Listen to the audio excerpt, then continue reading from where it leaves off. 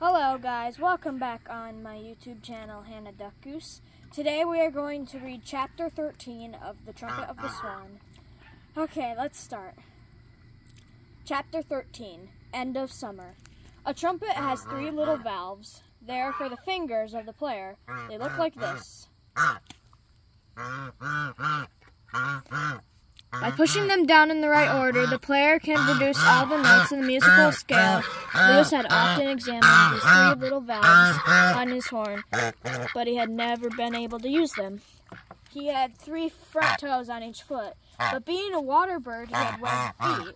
The webbing prevented him from using his 3 toes independently. Luckily, the valves on a trumpet are not needed for bugle calls, because bugle calls are just combinations of do, mi, and sol, and a trumpeter can play do, mi, and sol without pressing down any of the valves. If I could just work those 3 valves with my 3 toes, he said to himself, I could play all sorts of music, not just bugle calls. I could play jazz, I could play country and western, I could play rock, I could play the great music of Bach, Beethoven, Mozart,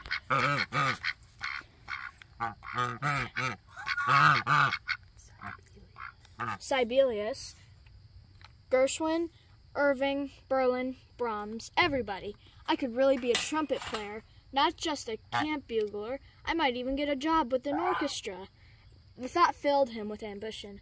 Lewis loved music, and besides, he was already casting about for ways of making money after camp was over. Although he enjoyed life at Camp Kookooskoos, Lewis often thought of his home on Upper Red Rock Lakes in Montana. He thought about his parents, his brothers and sisters, and about Serena. He was terribly in love with Serena, and he often wondered what was happening to her. At night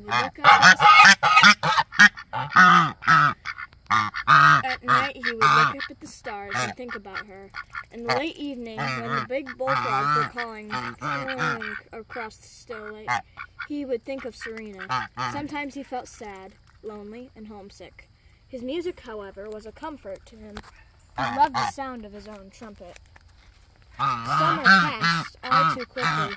On the last day of camp, Mr. Brickle called his counselors together and paid them what he owed them. Lewis received $100, the first money he had ever earned. He had no wallet and no pockets. So Mr. Brickle placed the money in a waterproof bag that had a drawstring. He hung this money bag around Lewis's neck, along with the trumpet, the slate, the chalk pencil, and the life-saving medal. Lewis went to Sam Beaver's tent and found Sam packing his things. Lewis took off his slate and pencil. I need another job, he wrote. Where should I go? Sam sat down on his bed and thought for a while. Then he said, go to Boston. Maybe you can get a job with the Swan boat.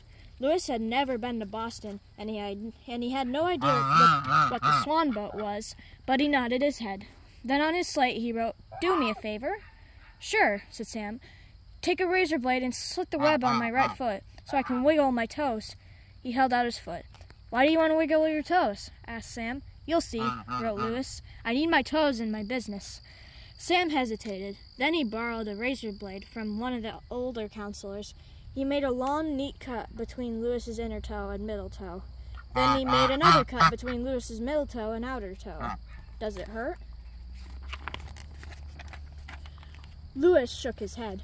He lifted his trumpet, placed his toes on the valves, and played do, re, mi, fa, sol, la, ti, do,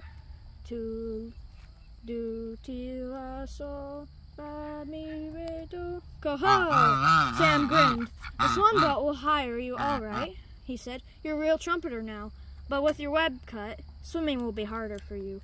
You will have a tendency to swim in circles, because your left foot will push better than your right foot. I can manage, wrote Lewis. Thanks very much for the surgery. Next day the campers left.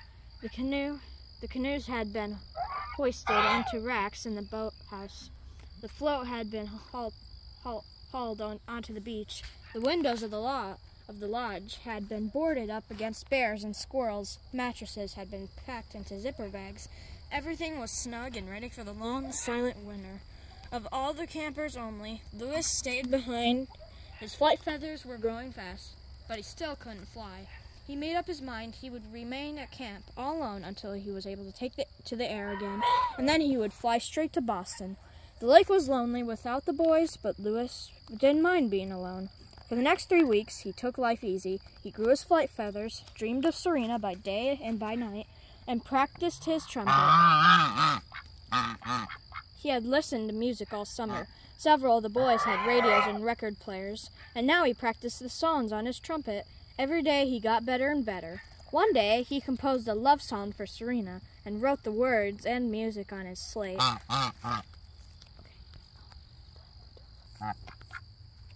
Oh, ever in the green and spring, by bank and through bow retiring, for love shall I be, not sorrowing, and swans of my desiring. He was really thinking of Serena, but he left her name one of it and kept it impersonal. His plumage was beautiful now, and he felt great. On the 21st of September, he tried his wings. To his great relief, they lifted him. Louis rose into the air. The trumpet banged against the slate.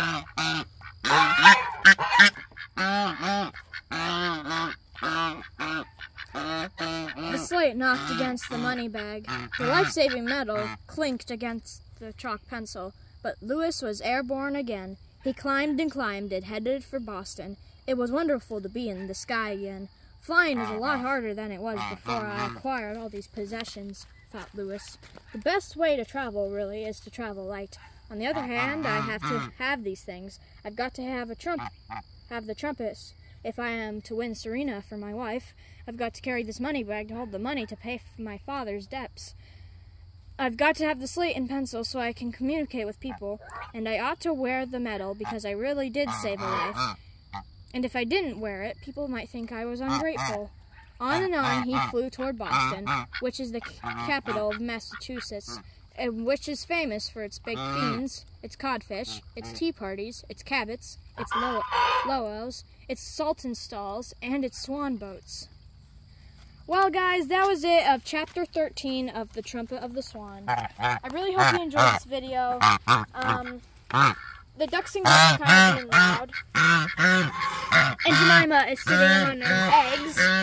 And I think she might actually hatch some ducklings. Maybe. I don't know.